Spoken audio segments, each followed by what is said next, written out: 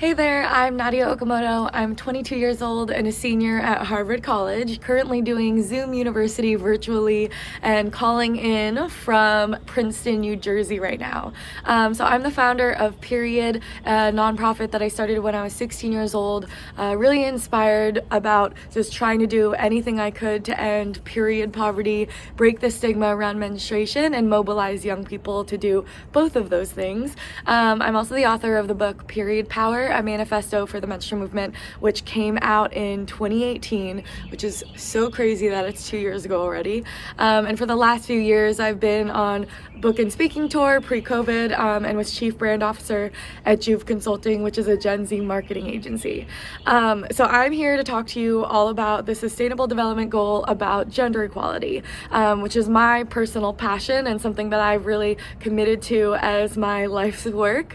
But I mean, for me, the obvious reasons of why gender equality is so important is that how can we as a global society say that we're trying to end cycles of poverty and talk about innovation and, cultural progress and movement without empowering 100% of the population regardless of gender or sex.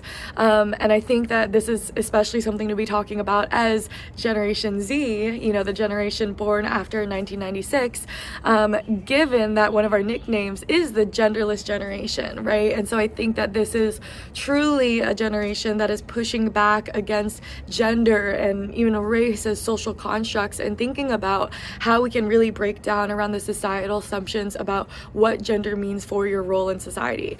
I'm really passionate about periods, not because I think menstruation is the end goal, but I think that addressing period poverty and culture around periods is an integral key to achieving gender equality. Because when you look at how gender equality is defined, the factors really fall into these 4 buckets of education, healthcare, economic mobility, and representation in politics and decision making.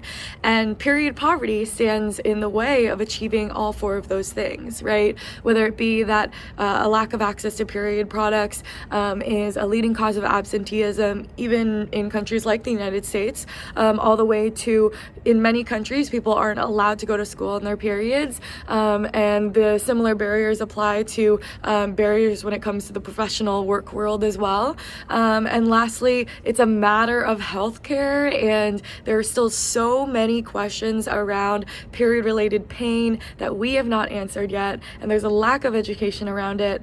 And throughout history, periods have been a reason why women can't hold high positions of power or political office because of hormones and imbalances and all of that. And so I think that I just find it a very clear integral step of if we're going to make the most progress we can on these 4 buckets, we have to be talking about periods. So my 3 action steps for all of you would be: 1, have a conversation. Breaking the period stigma can be as easy as turning to your friend or neighbor and saying, why are we so afraid to talk about something so natural? Did you know about the tampon tax that still exists in 30 states in the US and in many countries around the world? What makes you uncomfortable about talking about periods? And start thinking about the next time you're collecting items to donate somewhere, think about period products. And lastly, I'm a firm believer in mentorship and community.